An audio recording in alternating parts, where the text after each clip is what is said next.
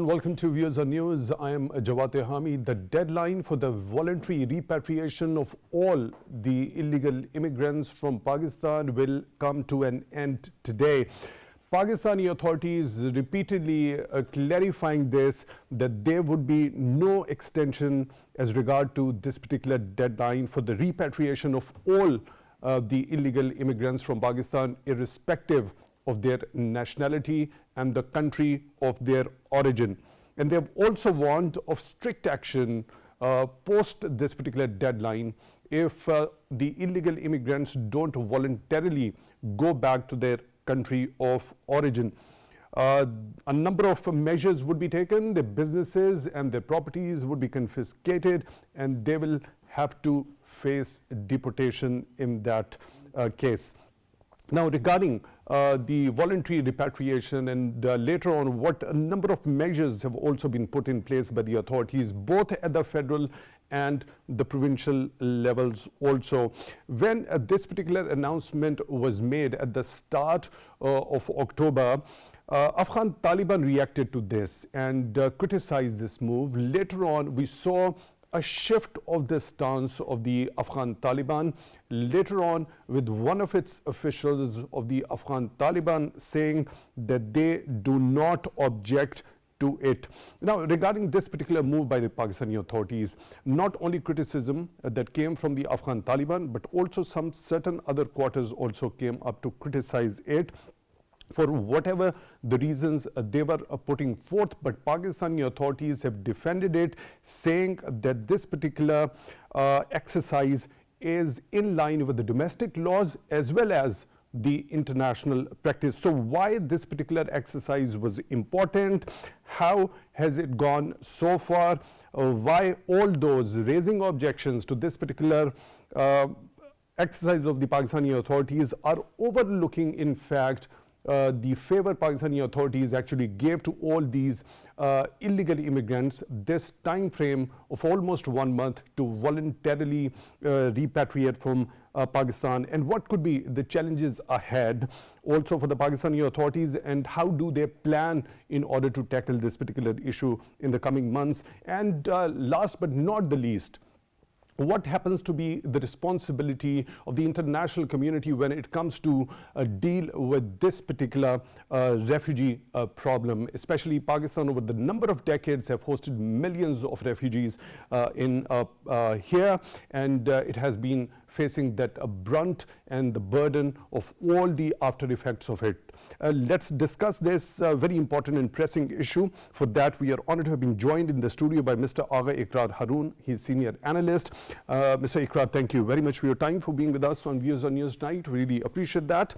On Skype, we are being joined by Dr. Jamil Khan, his former ambassador. Dr. Jamil, thank you very much for your time, also for being with us on Viewers on News Night. We really appreciate that. And other participants will be joining me in the show, and I'll be introducing them when they join in. Let me begin the discussion with you, Mr. Iqrar. How important this was, this particular exercise on the part of Pakistani authorities, and what benefits do you think are associated with this exercise in the future? Thank you so much, Hamisa. Basically, I was waiting for this movement for the last at least 30 years. Okay, we accept Afghan refugees who are registered through, you can say, Afghan Directorate. It is okay.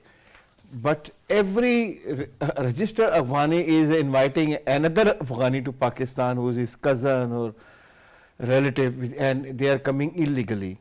So, according to data given by the authorities, are 1.7 million illegal Afghanis are residing in Pakistan, and if you are talking of overall foreigners, it is more than 2 million. And only 11% of them have left Pakistan voluntarily till now. I mean, from tomorrow, the action definitely would be against them. Have you seen Pakistan during the last 2 to 3 years? You can understand that Pakistan was not going through a usual circumstances. The excessive smuggling of US dollar from Pakistan to outside Pakistan, the excessive smuggling of wheat, sugar, meat, vegetable, edible oil was basically creating a food security crisis in Pakistan. And if you go through international 10 points of economic terrorism, so I can take responsibility that I consider that Pakistan is under a attack of economic terrorism, which is also called the financial terrorism. And this is not me saying, I am offering you to go to international, organizations. Very important point that you have just highlighted. I'll come back to you and we'll resume the discussion with you from this very particular point, the other aspects related to it as well. For now, we are joined by another participant in the show. On the phone line, Brigadier Retired Haris Nawaz. He is Caretaker Minister for Home and Prison, Sindh. Brigadier Haris, thank you very much for your time, for being with us on Views on News tonight. Really appreciate that. First of all, starting from the very basics, how this particular exercise after the announcement of the deadline has gone so far, and what are the plans ahead?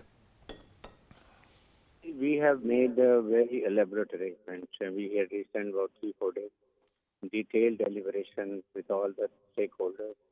And then we chalked out a program in that every deputy commissioner office has been converted into control room. Here, deputy commissioner, superintendent of police, and special branch, another will be sitting over there, along with special branch. Whosoever is brought there, his document will be checked. And if he has no document, because in phase 1, we are going only for those who have no papers. They are total illegal immigrants. And we talk about immigrants as means it's not against any one country. People belonging to any other country, if particularly Bangladesh, India, Afghanistan, then there are certain Nigerians, Sindh, and they are over here. So we are doing action against them. We have told them to please go voluntarily. In that you can take your own belongings. You will not have any problem. You can go. And cost of a doesn't then just go to your native country. But now from tomorrow onward, then we established a very good main base camp in Haji camp in Karachi, where we have made their residence arrangements. Ladies and children are separated. Then there's food, then electricity, hygiene, medical, every facility will be there along with a lot of security arrangements. Because we want when they're leaving, they should leave a very lasting impression. So we are very respectful. We are ensuring their dignity. We don't going to harm at all anyone. We're very polite, particularly with the ladies and children. Because then when they come here, they're going to stay for 1 or 2 days. In the meantime, we have very special trains to railway factory, and we are going to send them to Sindh border to then, of course, Saman border. And train goes straight away from this place. So that is what we have made arrangements. And then now onward, we start getting hold of people, and who are not going. We check their documents, and then we will decide. And particularly in the basement, again, we have a proper control room where every paper will be checked out, and once he is certain that he is an illegal immigrant, then they will be sent through trains to their respective countries. All the countries which we have a border with them, they will send to trains or buses, and those who don't have a grounding, then we are going to send them through wire along with the coordination of their countries. So that is what we have made it, and we are hopeful that this process will continue for a few months.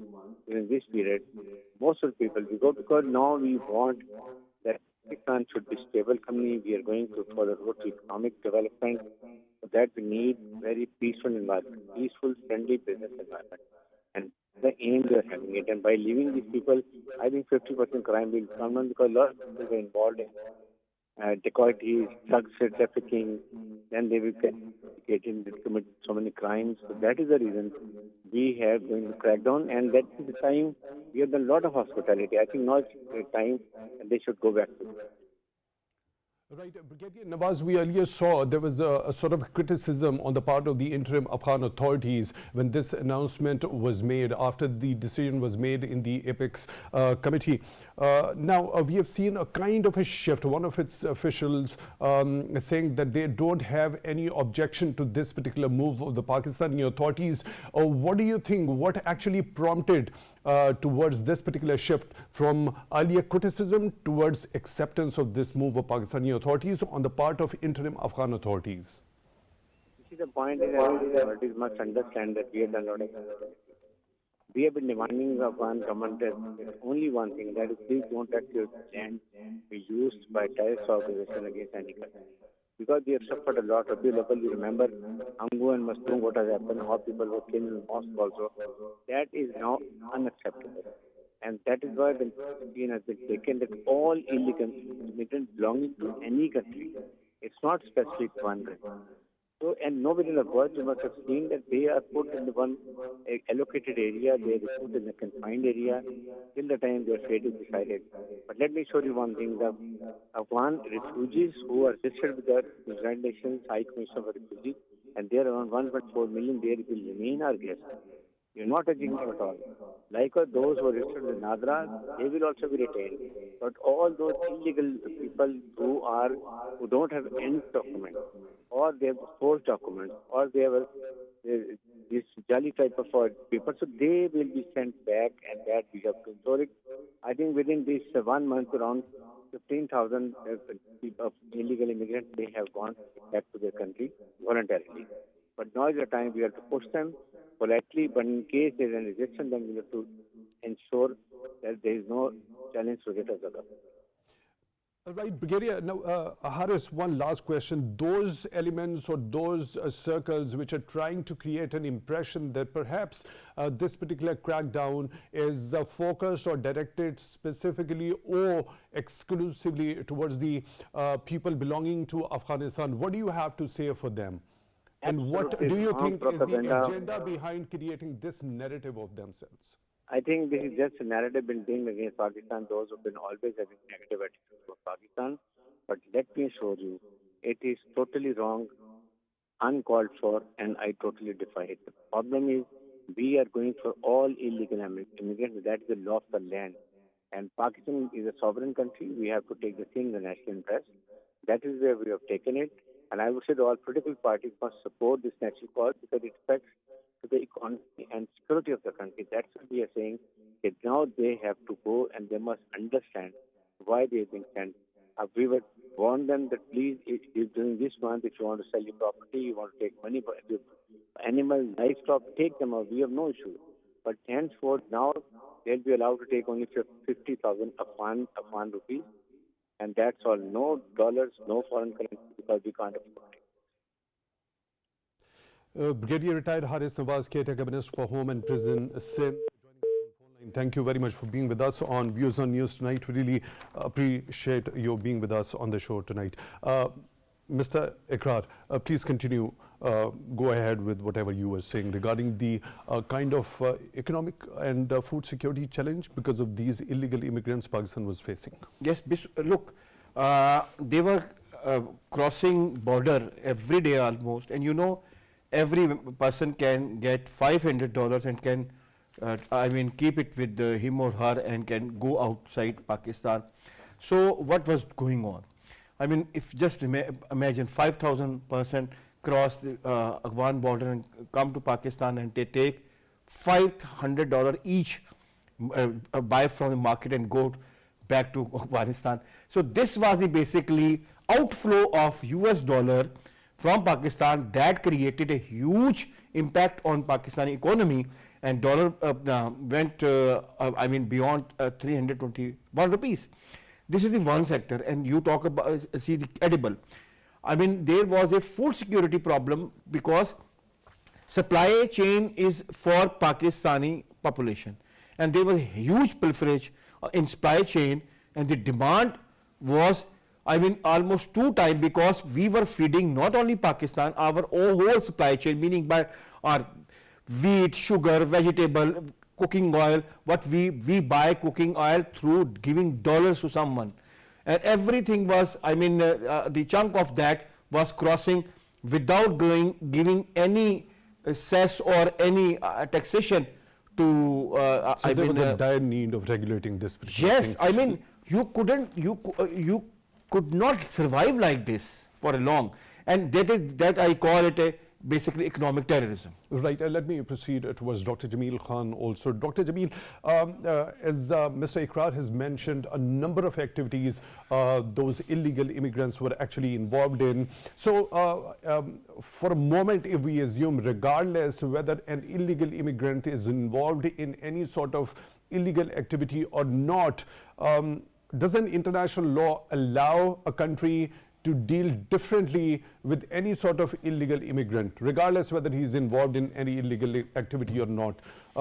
Doesn't he naturally or ideally face deportation? That's right. But at the same time, there are very complex and multifaceted and rather combination of international agreements, customary practices, and domestic laws. So all these factors are kept in mind before deporting anyone, regardless of its documentation and regardless of its status. Now, one of the examples I can quote you is the United States, where every day from Mexico, there are dozens of people, they cross over the border and they are illegal immigrants or undocumented people illegally residing in US from time to time. And because of their own laws and the international laws, from time to time, they do accommodate them once, sometime, and once they deport, they then follow all the steps which are given in the international. What are those international laws? Basically, there is a refugees protection. They are not the refugees, illegal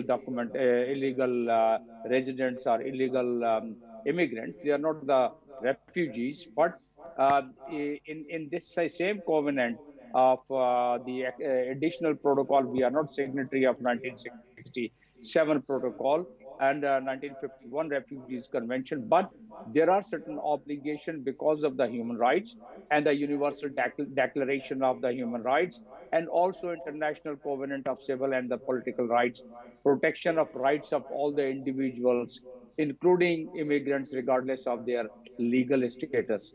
And then the migrant workers. Migrant workers throughout the Europe, people go through these Mediterranean Sea without any documents, and you see what kind of a complication it create. So because this factor, migrants workers, and there's 1999 Covenant of the Migrant Workers, which brings some impediment for those the countries. Pakistan is no exception to it. However, this one is very strong logic of deporting the undocumented or illegal immigrants or the state sovereignty, which our Foreign Office also mentioned. And I must compliment and acknowledge that this time there is a concerted effort of the government, and the Prime Minister himself has headed the Apex Committee meeting and had taken all these decisions under which this operation is going on. And then lastly, this deportation. Deportation is only possible if there is an environment to the respective countries where the person is being deported, and there is no chance of its persecution, there is no chance of its torture, no chance of inhuman treatment.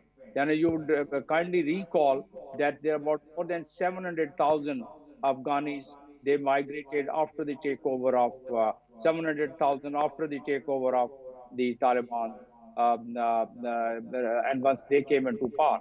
So, as I said, it's quite complicated and quite complex. What is required, and this time government seems to be doing that, is that a very strong narrative of all the operations what we are doing. In fact, if we had complied with what we had decided in 1917, and that was a National Action Plan 20 points, which is now revised in 21 from 20 points to 14 points. And that in 19 point number 19 in that national plan is a comprehensive policy which was to be formed for the registration and deportation of the Afghan refugees, which never happened. Finally, in 2021, this was revised, and they decided that they would be repatriating Afghan refugees. But these policies they keep making and breaking. It has been happening last 30 years. This time, seems that it's a concerted effort by authorities and the government, and that's what's working. Now, how we can deflect, although the UNHCR commissioner did criticize us on the deportation, planned deportation of 1.7 million Afghan refugees, and calling it as inhumane deportation of nearly 1.7 million. That's what the UNHCR commissioner had criticized.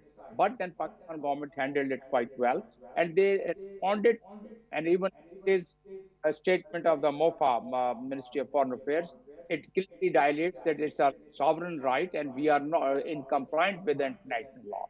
So long as we are able to do the advocacy that we are doing the right thing, we are compliant with the international law, I think this is working very well. The impetus of what we are doing now should not be slowed down. What in our past experience, we have noticed that we start with a very good momentum, and then we are so fatigued then that we start relaxing, and not only fatigued, but then we start having the influence of the local population, local notables, and there are so many other factors which are involved, and then it starts dying down. But this time, as Brigadier Harris was also mentioning, that the control center has even been formed at the district level under the leadership of the deputy commissioners. So it appears that now this time they have chalked out a comprehensive plan which they are going to really implement, and that implementation, regardless government of Afghanistan, the Taliban government initially had objected, but now they don't have any excuse, and they are also keeping quiet on it because that in a way helps them, that they can tell the government, that the entire world, that their country now is safe for return or That is, all the Dr. Jamil, I and seek your pardon for the interjection over here. A very pertinent point that you've just highlighted at the end. A number of very important points you've highlighted in your take when you specifically talk about the environment of a receiving country where an illegal immigrant is going to be repatriated. That is of utmost importance. I'll come back to you to take your detailed understanding of that when it comes particularly to the environment of Afghanistan, especially after the takeover of Kabul by the Afghan Taliban. Mr. Iqrar, wasn't it the responsibility of the interim Afghan authorities to naturally create that environment for a dignified return or the repatriation of the Afghan nationals from wherever they wanted to? Definitely. This is, I mean, Afghanistan is a country and it is headed by an interim government, like nowadays we have interim government. So this is their responsibility to look after and take care of their own citizen and population. I mean, both friends mentioned the respectable and honorable, you can say departure of illegal foreigners from Pakistan. So, I mean, sometimes I smile. Pakistan is the only country where one can come illegally, can live illegally, can involve himself or herself in illegal business and does crime, and even then we are so polite. We want to be polite with him or her, and we want to be very with an honorable way. We would say, okay, please go to your country. This behavior is actually, you can say, always give a space to illegal foreigners to come to Pakistan, and everybody thinks this country is like a very polite country, so everybody can come into that, a free for all kind of a country.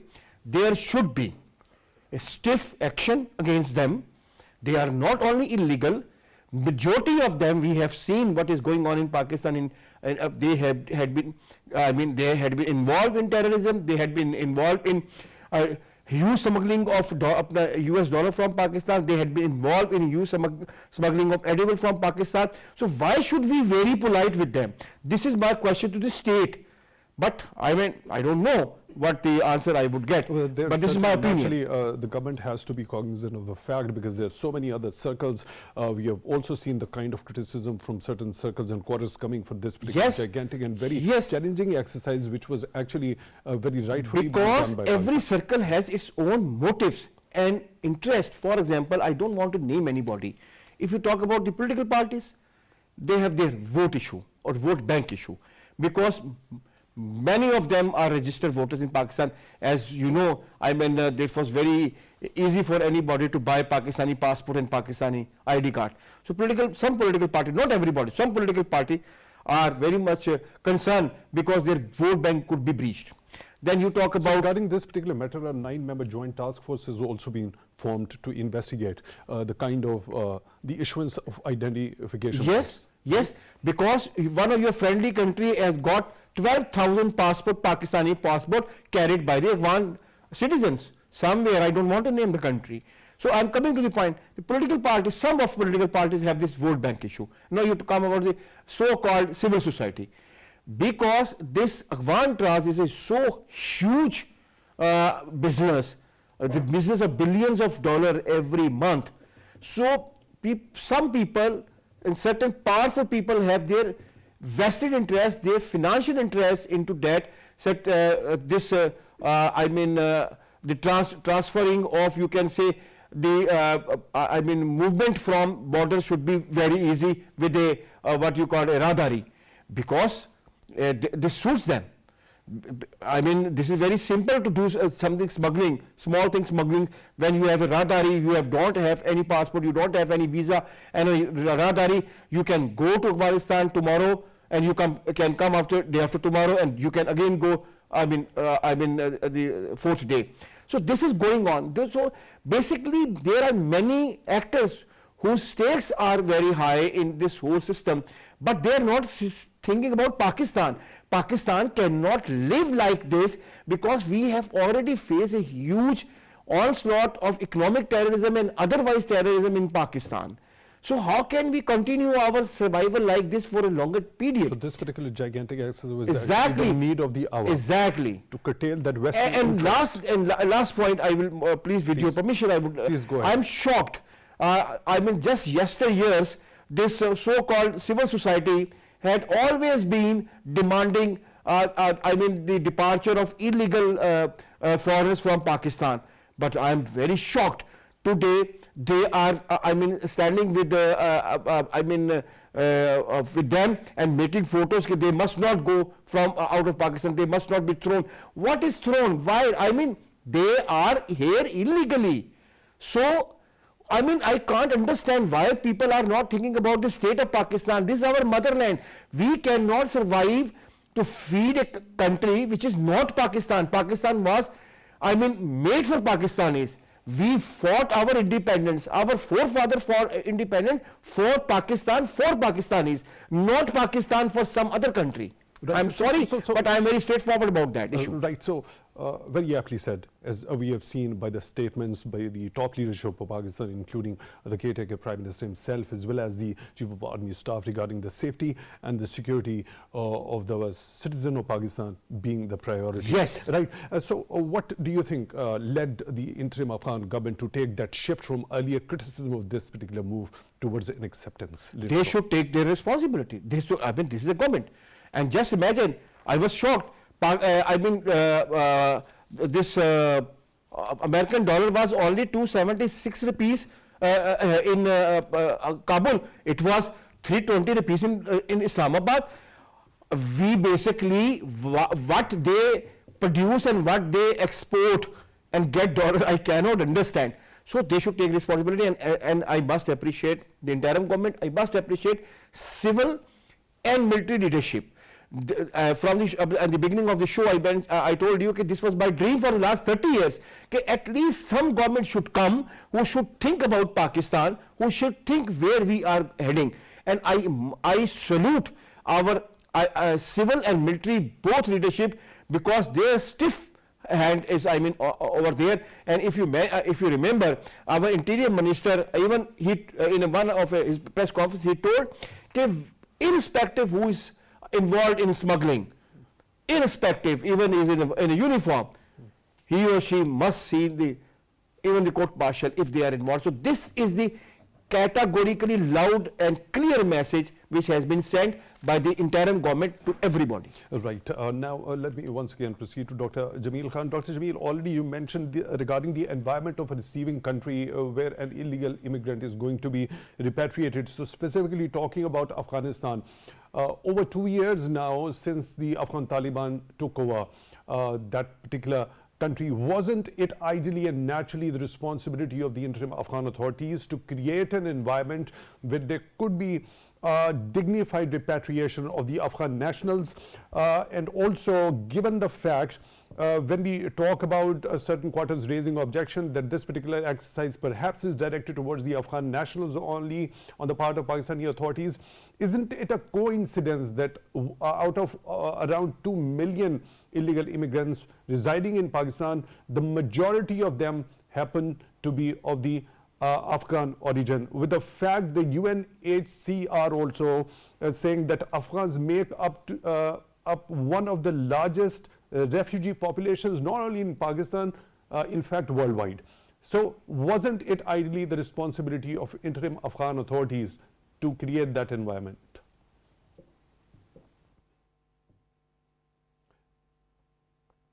Mr. Jamil Khan, I seek your pardon. Please, would you unmute That's right. yourself? Correct. Please go ahead. In fact, the international laws, what I just quoted and I can quote it again, normally give protections in terms of the human right, in terms of the migration laws, and in terms of the working condition laws, and in terms of the repatriation. So basically, the basic fundamental point in all these international laws are, and then interpretation of it is very important. Now, if it is interpreted by the UNHCR or by any other international organization, that has to be addressed by our foreign office, like they did it yesterday. So once we address it, things becomes much favorable, because at the end of the day, it's the sovereign country which has to implement its own local laws without violating the international law. So we have given a very befitting answer to some of the objections, and we should keep doing it. Regarding the Taliban, there are two points there. Taliban are claiming now, and it was their responsibility. It is their responsibility to create an environment, to a congenial environment for their citizens, and for their citizens who are living abroad in whatever situation and whatever condition, including illegal foreigners or illegal undocumented Afghans living in Pakistan, or any other national for that matter.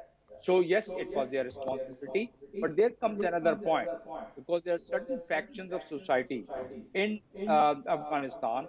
They they claim, and then there is a whole mechanism how to really shift that claim, and how to really examine the claims of those people who don't want to get repatriated under the pretext of the international law that they could be persecuted there, and there is the environment is not in favor, in their favor, in particular because of their caste, creed, religion, or tribe.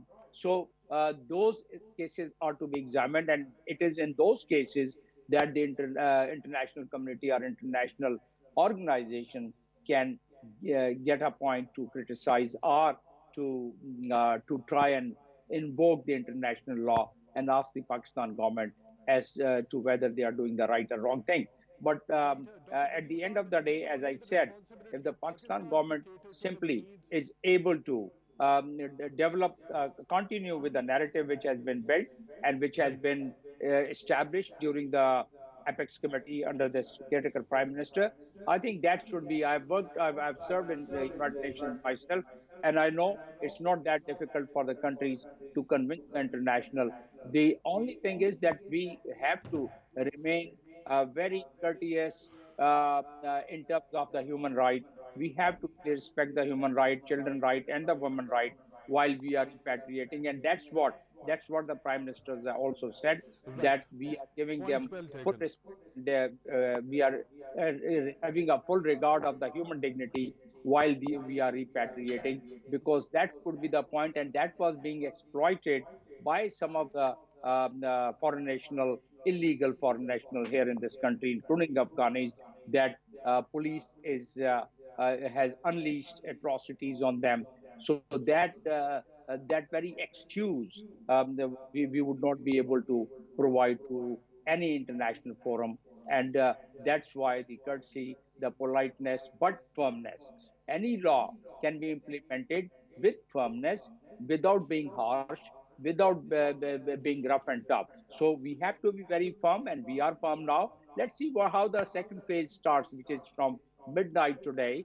Once they start implementing the second part of the second phase of the whole thing of removing them from their strongholds in certain areas, strong pockets, and bringing them to the holding areas. So that is going to be a challenge, and we should be very careful in making. At least I should be very careful in making my assessment, because there are certain pockets which are totally infested with the criminal elements, and in many cases terrorist elements, and they probably would start putting up resistance in the second and third phase. And that would be the phase, not throughout the country, but there are certain pockets, and that can sabotage the whole operation which is being conducted, which was so awaited, which was long awaited for the people of Pakistan and the country of Pakistan, because of the reasons which our colleague, which our panelist has just mentioned: economic reason, unemployment, and even all the resources which is meant for the citizens of Pakistan was also being grabbed by illegally documented people or illegally residing people in this home in this sovereign country. So I personally feel that we continue with this momentum, with the same narrative what we have developed, with the same briefing. In fact, the Foreign Office had invited all the ambassadors stationed at Islamabad and had briefed them about their plan. So this plan, which now they had they had revised, and they have been able to now draw a complete working plan for the implementation of it. So that was presented, that was accepted, and that, as I said, the point number 14 of the revised National Action Plan is now being implemented, and that should work, and that has started working. But provided the momentum, which normally slows down, should continue, and the required resources to the law enforcing agencies is provided, because this is one-time investment, but this would relieve this nation of many other problems. Because, and this is for this reason that the Minister of Interior and the Prime Minister both have decided about this crackdown, and it would be equally, and they have very clearly mentioned that it would be equally applied, and it to all the undocumented foreigners. That momentum, I can see it here in the province of Sindh, from where I have joined you, and I guess that this time we are going to have a proper results of it, because uh, Dr. Jamil Khan, now a number of very important points that you have highlighted regarding what could be the challenges in the second phase also. So going back to that very point, when you talk about the courtesy, which has also been reiterated by Prime Minister himself, also a number of other Pakistani authorities also. So what about the responsibility of those major powers that invaded Afghanistan, stayed over here for 2 decades? They promised to those people who worked with them or either served them or collaborated with them for their resettlement into their respective countries. Do you think they have fulfilled their promise? well, they are quite slow, and Pakistan government should have pursued. All previous government should have pursued those nations who had committed themselves for the resettlement of the refugees, as it is happening in Syria, and as it is now happening in other parts of the world. But we were a little slow in processing in the past so many decades. So we could not process, we could not pursue it. And those countries who had promised and who had committed, they also did not fulfill their commitments. It happens in the national, international arena, where people commit, the countries commit, but they don't really adhere to it, including the pledges for the aid and pledges for the support, may it be the earthquake, may it be the flood pledges, may it be climate change pledges. The pledges are never met, but it's the host government which is to ensure and which is to keep following and pursuing that. That is one aspect, but there are only about 7,000 resettlement cases at the moment in Pakistan, as per my knowledge. And I think that is just nothing.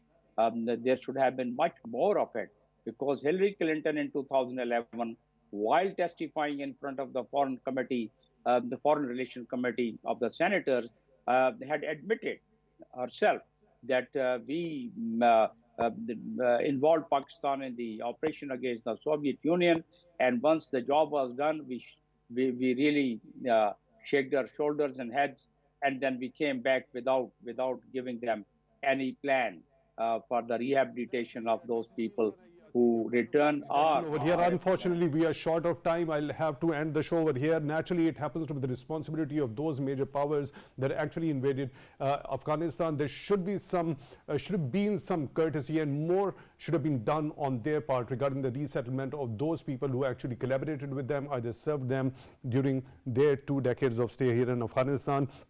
Dr. Jamil Khan, former ambassador, joining us on Skype. Thank you very much for being with us on the show tonight. Really appreciate that. In the studio, we were joined by Mr. Agha, Iqrar, Haroon, senior analyst. Thank you very much for your insightful discussion. Also today, we really appreciate that. There were a lot of other things to be discussed.